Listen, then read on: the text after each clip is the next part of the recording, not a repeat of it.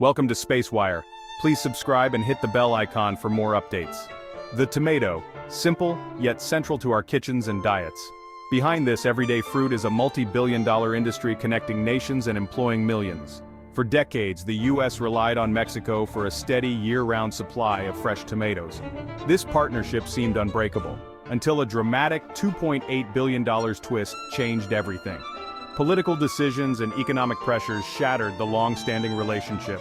Trade agreements unraveled and accusations flew between Washington and Mexico City. The fallout rippled through farms, packing houses, and grocery stores across North America.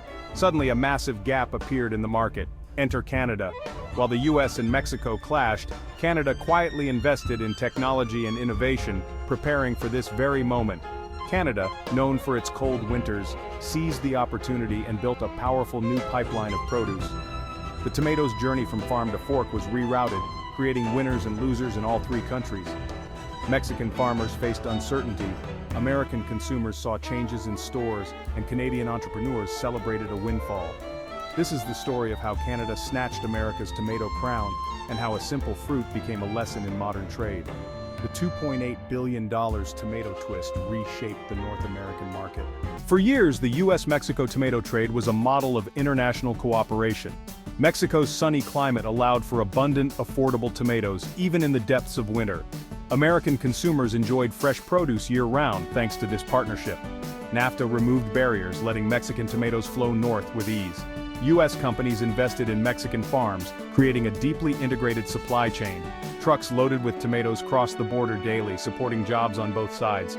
Mexican growers harvested, packed, and shipped. U.S. distributors handled logistics and delivery. Supermarkets, restaurants, and food services relied on this steady supply. Entire communities in Mexico and thousands of U.S. jobs depended on this trade. The pact was more than economics. It was a way of life for millions. For decades, this system seemed unbreakable. It was the foundation of the North American tomato market. So, what went wrong?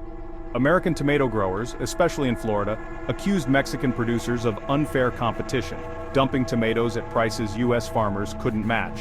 Florida's shorter season and higher costs made it hard to compete.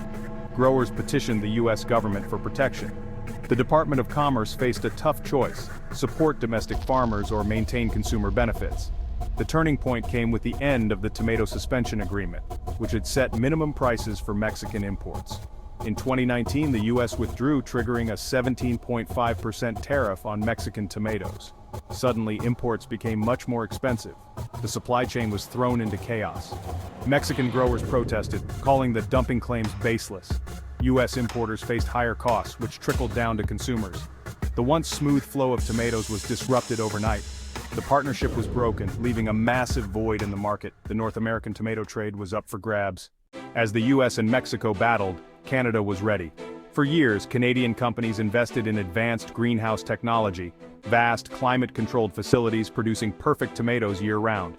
This gave Canadian growers control over quality and supply, regardless of weather. When tariffs hit Mexican imports, U.S. buyers needed a new source.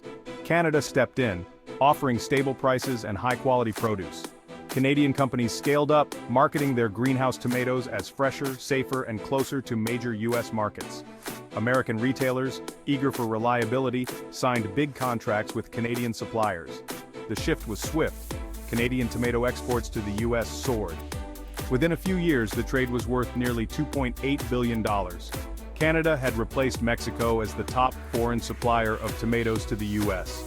It was a masterstroke of strategy and timing. The Great White North became the new king of the tomato trade, all without a single outdoor farm. The Canadian greenhouse tomatoes journey is a marvel of modern agriculture. It starts in sterile rock wool or coconut coir, nurtured by computers and precise lighting. Drip irrigation delivers exact nutrients, maximizing growth and eliminating waste. Seedlings move to vast greenhouses, joining millions of plants in climate-controlled rows. Bumblebees pollinate the flowers, blending nature with technology for high yields. Harvesting is continuous. Workers handpick ripe tomatoes, which are sorted by advanced scanners. Packed and labeled, the tomatoes are loaded onto refrigerated trucks. Proximity to U.S. markets means tomatoes are often in stores within 24 hours of picking. This efficiency appeals to retailers and consumers alike. When you buy a Canadian tomato in New York or Chicago, it was likely on the vine just days before. That's how Canada built its tomato empire. The tomato trade shift changed lives across North America. In Mexico, farmers like Javier lost U.S. buyers overnight. Tariffs made their tomatoes too expensive. Layoffs followed, and communities suffered. For Javier, it felt like a broken promise. In Florida, growers like Susan saw tariffs as a win, briefly, but soon they faced new competition from Canada's high-tech greenhouses. American consumers like David noticed higher prices and different tomatoes in stores. In Canada, greenhouse managers like Mark seized the moment. Investments in technology paid off, new jobs, economic growth, and optimism followed. The tomato trade war created clear winners and losers. Canada's innovation was rewarded. Mexico's reliance on old trade ties was punished. For those on the ground, these were not abstract policies, they were life-changing events. Trade decisions in Washington reshaped futures in Sinaloa, Florida, and Ontario. The human cost and opportunity of the tomato trade war was real. The tomato trade shakeup is a wake-up call for the U.S. relying on a single source is risky. Markets adapt and competitors emerge. The U.S. lost its main tomato partner and helped create a new rival in Canada. What's next? Innovation. The U.S. could invest in advanced greenhouses, creating jobs and reducing import reliance. Competing through technology, not just tariffs, is key. Another path: repair trade ties with Mexico, negotiating a fair, stable agreement. Balancing farmers, importers, and consumers' interests is essential. The future will likely blend domestic innovation with smart trade. The $2.8 billion tomato twist proves the world doesn't stand still.